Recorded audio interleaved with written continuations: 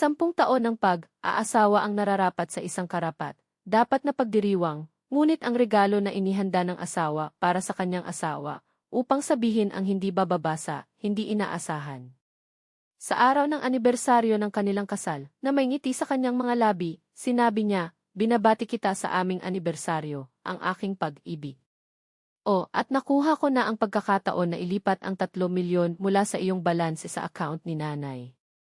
Nang dumating ang biyenan sa pintuan na may isang palumpon ng mga pulang rosas sa kanyang mga bisig, nang hindi pinaghihinalaan na siya ay pumapasok sa isang minahan ng pag-igting, ang sitwasyon ay nakakuha ng isang paputok na pagliko.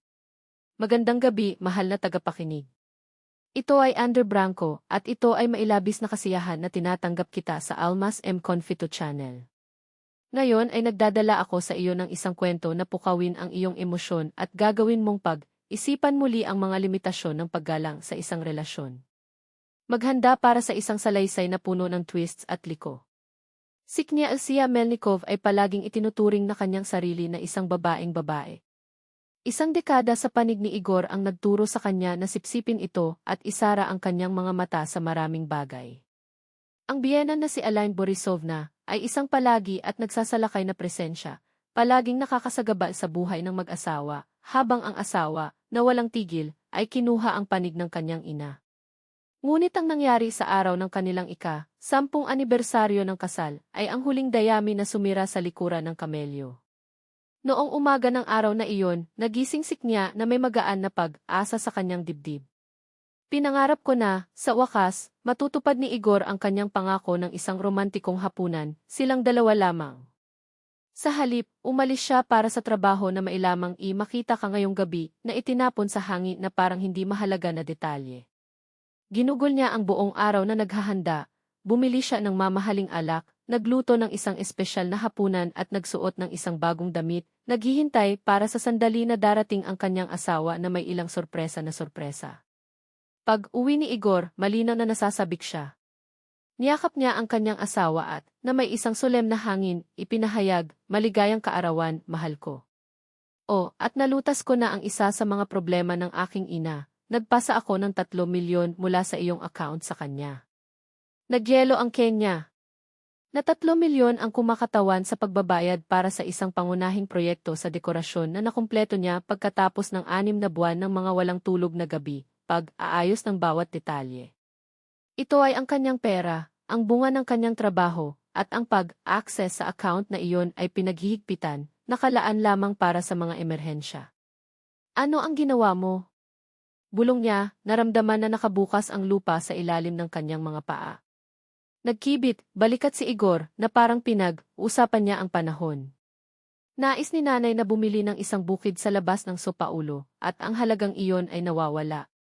Pagkatapos ng lahat, pamilya tayo, di ba? Hindi mo iniisip, hindi ba? Si Knya ay nanatiling tahimik, sinusubukan na iproseso ang narinig niya. 3 milyon.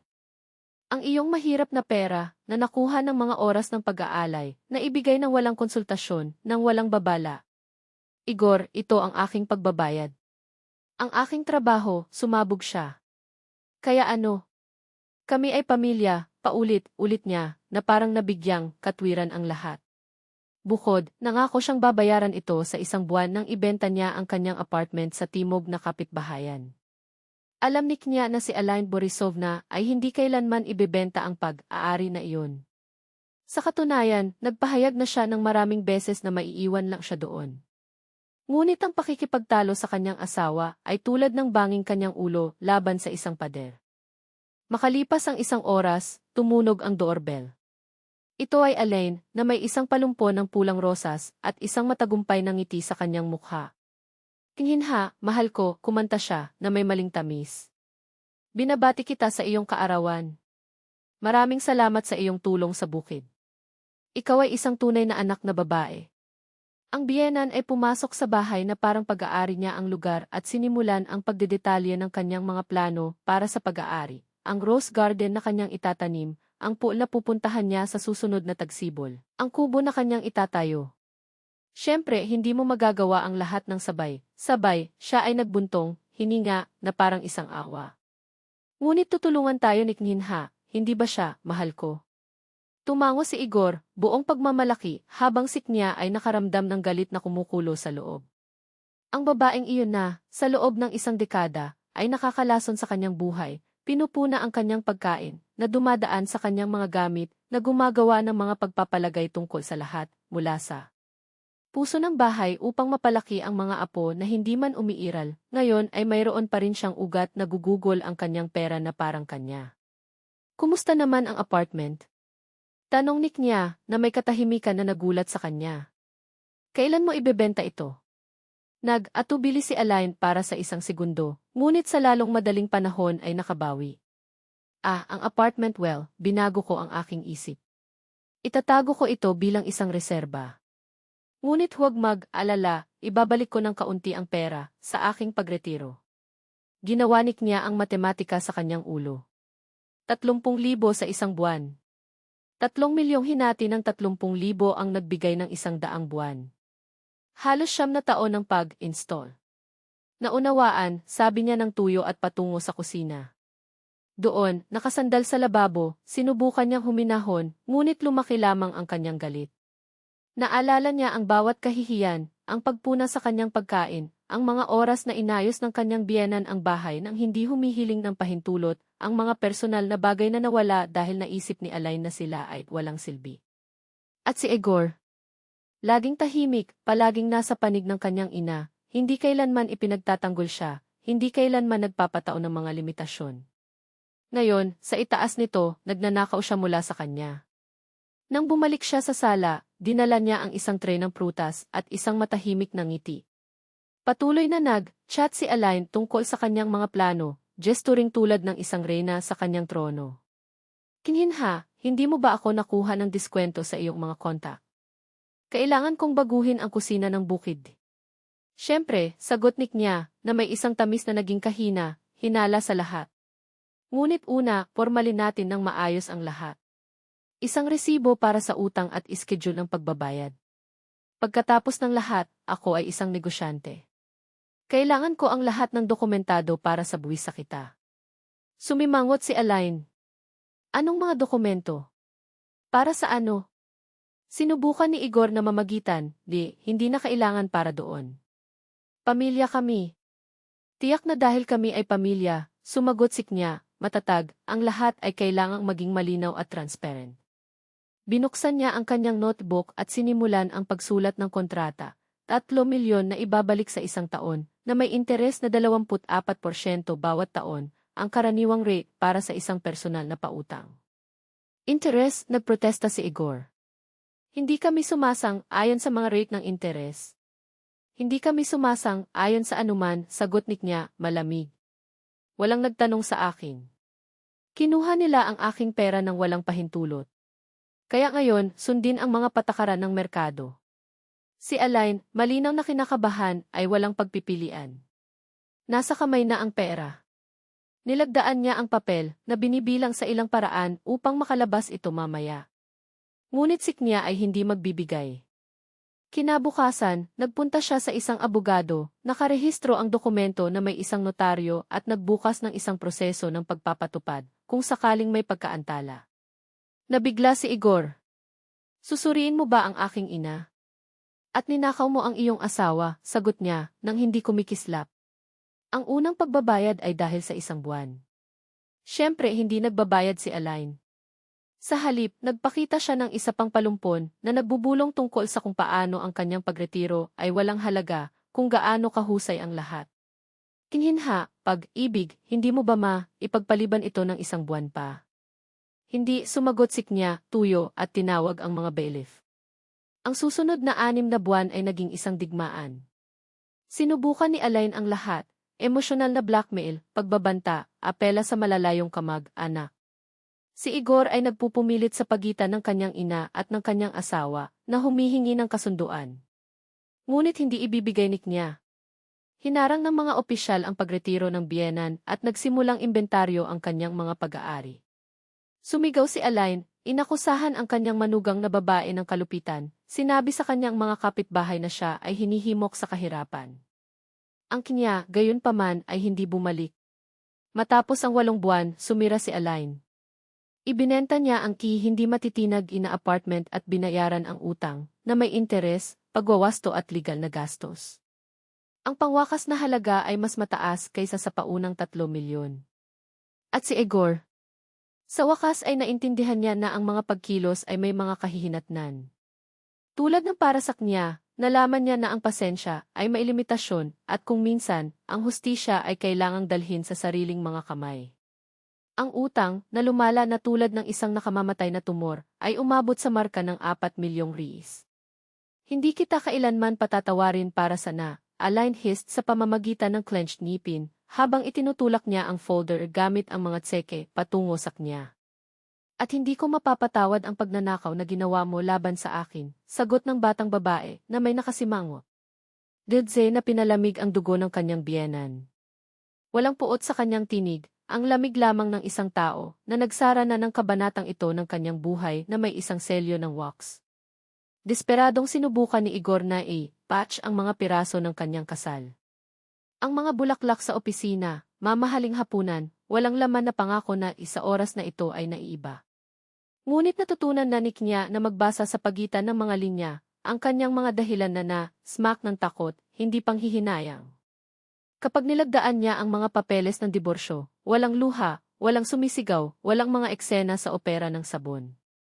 Lamang ang tuyong tunog ng panulat na nagmamarka ng pagtatapos sa isang kwento na dapat natapos ng mas maaga. Sa korte, hindi siya kailangan ng mga bayani. Ang mga pahayag sa bangko, ang mga kontrata ay nilagdaan ng walang kanyang pahintulot, ang hinalang deposito sa account ni Aline, lahat ay nagsalita para sa sarili. Ang hukom ay walang pag-aalinlangan, ang dibisyon ay hindi 50-50. Nabawi ni Knya hindi lamang kung ano ang nararapat sa kanya, kundi pati na rin isang mapagbigay na hiwa ng pamana na itinayo sa gastos ng kanyang trabaho, habang si Igor at ang kanyang ina ay nanirahan sa mga ilusyon ng grandeur. Ang pangungusap ay isang malinaw na hatol, kung sino man ang naglalaro ng apoy ay sumunog sa kanyang mga daliri. At sa kanilang kaso, ang pagkasunog ay pangatlong degree. Pagkalipas ng 2 taon, binuksan ni Knya ang kanyang sariling disenyo ng studio, isang maliwanag na puwang na may mga puting pader at kasangkapan na dinisenyo niya ang kanyang sarili. Ang mga customer ay hindi nagtagal upang magpakita. Ang kanyang pangalan ay naging magkasing kahulugan ng kagandahan at katumpakan, at sa lalong madaling panahon siya ay nag-sign ng mga kontrata sa mga pinaka-coveted address sa lungsod. Bumili siya ng isang apartment sa Leblon na may isang balkonahe na nakaharap sa dagat at nagsimulang punan ang kanyang schedule ng mga paglalakbay na dati ay malayong mga pangarap, Paris, Tokyo, Tuscany. Sa unahang pagkakataon sa mga taon, huminga ako ng walang timbang sa aking dibdib. Ang kalayaan, natuklasan niya, ay hindi ang kawalan ng mga kurbatang, ito ay ang katiyakan na wala ng ibang kamay na maaaring hilahin ang mga ito. Si Igor, naman, ay muling ikinasal ng mas mababa sa 1 taon. Ang bagong asawa, isang mapaghangad na abogado na nagngangalang Mariana, ay walang-walang katapusang pasensya ni Knya. Sa 3 buwan ng pag-aasawa, nagpakita si Aline na hindi ipinapahayag na ayusin ang panimpla para sa hapunan sa linggo. Tumingin si Mariana sa kanyang asawa, tumawid sa kanyang mga braso at sinabing ang pariralang nagbubuklod ng kanyang kapalaran, alinman sa kanya o sa akin. Nag-atubiling si Igor para sa eksaktong 47 segundo, sapat na oras upang makalkula iyon, nang walang pamana ng kanyang ina, hindi siya magkakaroon ng sapat na pera para sa upa. Pinili niya si Aline. Iniwan ni Mariana ang bahay kasama ang kanyang mga bag sa parehong araw, at naiwan siyang nag-iisa, sa 42 taong gulang, na may isang walang laman na apartment at ang kaalaman na ipinagpalit niya ang isang babaeng nagmamahal sa kanya, para sa isa pa na alam lamang kung paano pagsuso. Tulad ng para kay Aline, ang E-Empire na ipinagmamalaki niya ng labis na gumuho tulad ng isang bahay ng mga card. Ang pera mula sa pagbebenta ng apartment ay halos sapat na para sa isang maliit na kitnet sa labas ng bansa, kung saan ang musti na amoy ay nakipagkumpetensya para sa espasyo na may kapaitan ng mga pagpipilian. Ang E-Jewel inang pamilya, ang bahay ng bansa, naging isang walang humpay na hukay, walang humpay na lupa, baha na bumaha sa sala, at isang kapitbahay na iginiit na magtapon ng basura sa gilid ng lupain. Makalipas ang 1 taon, ipinagbili niya kung ano ang naiwan sa kalahati ng presyo, na may pakiramdam na ang buhay ay naglaro ng huling trick sa kanya. Isang hapon, sa mall, nakita ni Alain ang kanya sa mga bintana ng Louis Vuitton. Lumapit siya sa isang sapilitang ngiti na pinalawak ang kanyang kamay na parang walang nangyari. Niya, mahal, kung gaano kaganda ang hitsura mo di. Ang ex-anak na babae ay hindi man lang lumayo sa orasan. Lumakad siya sa kanya ng kagandahan ng isang taong nakakaalam na ang katahimikan ay kung minsan ang nagwawasak na tugon. Tumayo pa rin si Alain, pinapanood ang payat na figure na lumakad palayo, at pagkatapos ay naintindihan niya na wala siya hindi lamang isang manugang na babae, ngunit ang nag-iisang tao sa pamilya na may gulugod upang suportahan ang bigat ng lahat. Tumawag pa rin si Igor paminsan, kaarawan, Pasko, ang mga pretext na ginagamit ng mga mahina na lalaki upang hindi umamin na miss nila ang isang tao. Sumagot si Knya, magalang, malalayo. Hindi siya humawak ng mga sama ng loob, natunaw ng oras ang galit, nag-iwan lamang ng isang nasusunog na aralin, hindi na ulit. Hindi niya hahayaan ang sinuman, hindi ang kanyang asawa, hindi ang kanyang ina, hindi ang kanyang dugo, ay nagdidikta sa mga termino ng kanyang buhay. Pera, oras, pangarap, lahat ng ito ay may mga may-ari at ang mga may-ari na ito ay hindi iba. 5 taon pagkatapos ng diborsyo, sa isang eksibisyon ng sining sa São Paulo, nakilala niya si Daniel. Ang isang tao na nag-uusap tungkol sa pakikipagtulungan tulad ng isang tao na pinag-uusapan ang tungkol sa oxygen, natural, mahalaga, nang walang uling motibo. Nagpakasal sila sa isang matalik na seremonya, kung saan ang ki ay isang pakete, hindi isang pagsuko. Kapag ipinanganak ang kanyang anak, tiningnan ni Knya ang perpektong maliit na mukha at gumawa ng isang tahimik na pangako. Lalago ka ng alam na ang tiwala ay hindi isang bargaining chip at ang pagiging isang tao ay nangangahulugang. Higit sa lahat na may pananagutan. Sapagkat ang ilang mga aralin ay hindi natutunan mula sa mga libro, natutunan sila mula sa mga scars. At sa kanya, sa wakas, ay naging lakas.